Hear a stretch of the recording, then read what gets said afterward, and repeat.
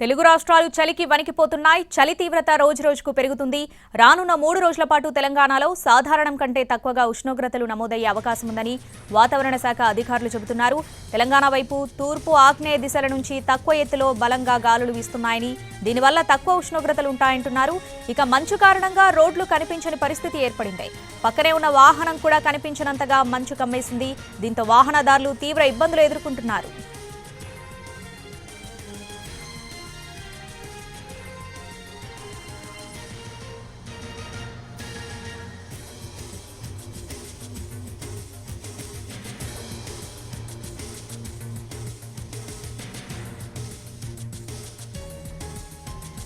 తెలుగు రాష్ట్రాలు చలికి వణికిపోతున్నాయి. చలి తీవ్రత రోజురోజుకు పెరుగుతుంది. రానున్న 3 రోజుల పాటు తెలంగాణలో సాధారణం కంటే తక్కువగా ఉష్ణోగ్రతలు నమోదయ్యే అవకాశం ఉందని వాతావరణ శాఖ అధికారులు చెబుతున్నారు.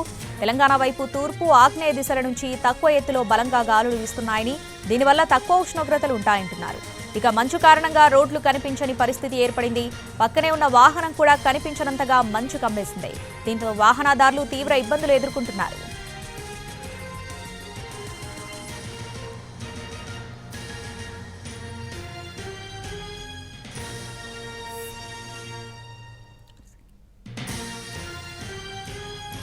ఇటు తెలుగు రాష్ట్రాలు చలికి వణికిపోతున్నాయి. చలి తీవ్రతకు రోజు పెరిగిపోతుంది. రానున్న 3 రోజుల పాటు కూడా తెలంగాణలో సాధారణం కంటే తక్కువ ఉష్ణోగ్రతలు నమోదయ్యే అవకాశం ఉందని వాతావరణ శాఖ అధికారులు చెబుతున్నారు. ఇక నార్సింగ్లో చలి తీవ్రత ఏ విధంగా ఉందో తెలియజేయడానికి పూర్తి అప్డేట్స్ మా ప్రతినిధి సతీష్ అందిస్తారు. సతీష్.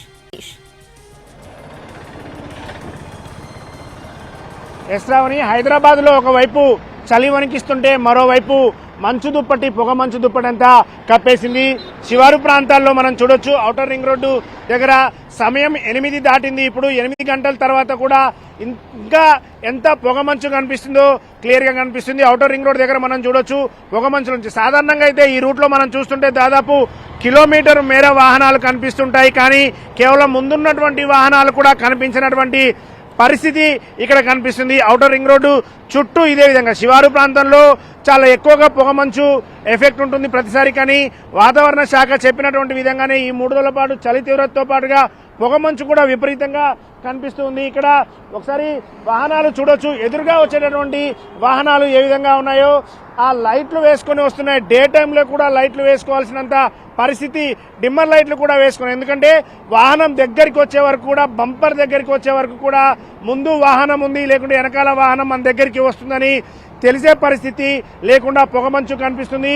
ఎంత హెవీగా పొగమంచు ఉందో చూడొచ్చు. సాధారణంగా ఇది ఇక్కడ నుంచి మనం ఒకసారి చూస్తుంటే ఈ రోడ్డు, ఔటర్ రింగ్ రోడ్డు పక్కన ఇక్కడ ఒక సర్వీస్ రోడ్డు ఉందనే విషయం కూడా తెలియట్లేదు. మనం టాప్ యాంగిల్ నుంచి చూస్తున్నాం కోకాపేట ఫ్లైఓవర్ మీద నుంచి. కానీ ఇక్కడ సర్వీస్ రోడ్డు ఉందనే విషయం కూడా తెలియడం లేదు. పక్కనే ఉన్నటువంటి బిల్డింగులు కావచ్చు, చెట్లు, విద్యుత్ పోల్స్ అంటే కరెంటు స్తంభాలు కూడా తెలియనంత విధంగా పొగమంచు ఉంది ఈ రోడ్డు మీద. అంటే సాధారణంగా ఔటర్ రింగ్ రోడ్ మీద నుంచి శంషాబాద్ ఎయిర్పోర్ట్కి వెళ్లే వాళ్ళు, ఈ సిటీకి వచ్చేవాళ్ళు, సిటీ నుంచి బయటకు వెళ్లే వాళ్ళు ఔటర్ రింగ్ రోడ్ ని ఉదయం పూట ఎక్కువగా ఉపయోగిస్తూ ఉంటారు. చాలా యాక్సిడెంట్స్ కూడా జరుగుతున్నాయి. ఈ విధంగా పొగమంచు వల్ల దగ్గరికి వచ్చే వాహనాలు కూడా కనపడకుండా ఉన్న ఆ ఎఫెక్ట్ తోని చాలా యాక్సిడెంట్లు కూడా జరుగుతున్నాయి. మనం గత 2-3 రోజుల నుంచి ఇదే సిచ్యువేషన్ ఉంది. హైదరాబాద్ లో చలి ఒకవైపు వణికిస్తుంది, ఈ మరోవైపు ఈ పొగమంచు ఎఫెక్ట్ తోని ఉండడం వల్ల ఉదయం పూట 9 గంటల వరకు కూడా ఇంకా తెల్లారినటువంటి పరిస్థితే కనిపిస్తుంది. హైదరాబాద్ లో అంటే మధ్యాహ్నం పూట కొంత ఎండగా ఉన్నప్పుడు కూడా సాయంత్రం పూట తొందరగా చలి, అంటే డే టైము చాలా తక్కువగా ఉంటుంది. సాయంత్రం 6 గంటల నుంచే ఈ చలి ఎఫెక్ట్ ఉంటుంది. ఉదయం పూట 8 తర్వాత 9 గంటల వరకు కూడా ఇదే విధంగా చలి, మరోవైపు పొగమంచు ఎఫెక్ట్ అయితే చాలా క్లియర్ గా కనిపిస్తుంది. Sravani. Right Satish, thanks for the updates.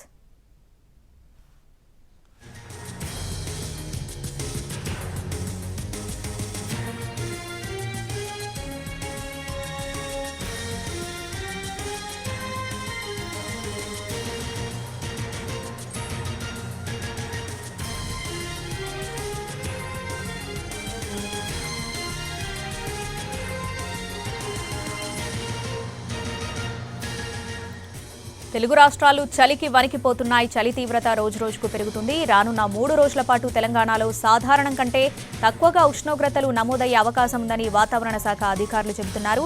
Telangana వైపు తూర్పు ఆగ్నేయ దిశల నుంచి తక్కువ ఎత్తులో బలంగా గాలులు వీస్తున్నాయని, దీనివల్ల తక్కువ ఉష్ణోగ్రతలు ఉంటాయంటున్నారు. ఇక మంచు కారణంగా రోడ్లు కనిపించని పరిస్థితి ఏర్పడింది. పక్కనే ఉన్న వాహనం కూడా కనిపించనంతగా మంచు కమ్మేసింది. దీంతో వాహనదారులు తీవ్ర ఇబ్బందులు ఎదుర్కొంటున్నారు.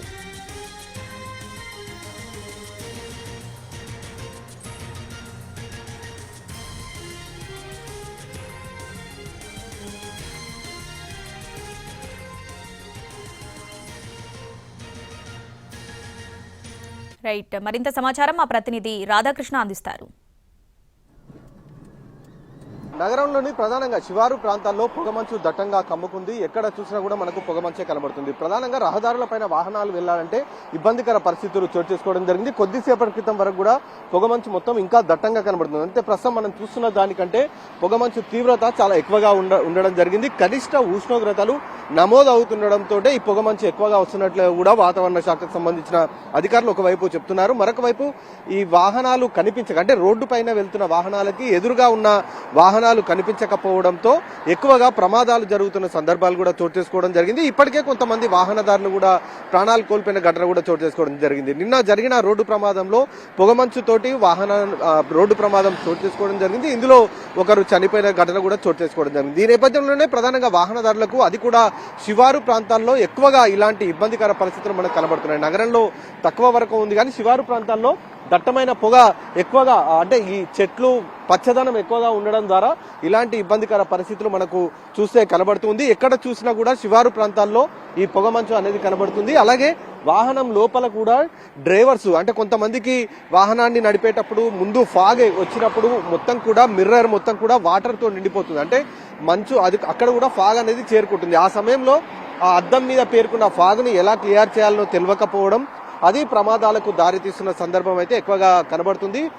దీంతో అధికారులు వాహనదారులందరినీ కూడా జాగ్రత్తగా ఉండాలని చెప్తున్నారు. వాహనాలను నడిపేటప్పుడు హెడ్ లైట్లను వేసుకోవడంతో పాటు పార్కింగ్ లైట్స్ కూడా వేసుకొని వాహనాలను నడిపితే ప్రమాదాల బారిన పడే అవకాశం చాలా తక్కువగా ఉంటుందనేది కూడా ఒకవైపు చెప్తున్నారు.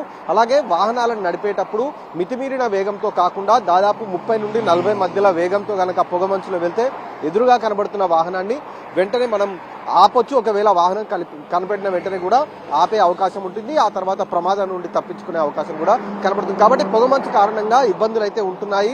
వాహనదారులు ప్రధానంగా తెల్లవారుజామున వెళ్లే వాహనదారులకు ఇబ్బందులు కనబడుతున్నాయి. మరొక వైపు పాదచారులు నగర శివారు ప్రాంతాల్లో కాలనీ వాసులు మాత్రం పొగమంచుకు సంబంధించిన ఆహ్లాదకరమైన వాతావరణాన్ని ఎంజాయ్ చేస్తున్నారు. కెమెరామెన్ రాకేష్తో రాధాకృష్ణ, ఎన్టీవీ, హైదరాబాద్.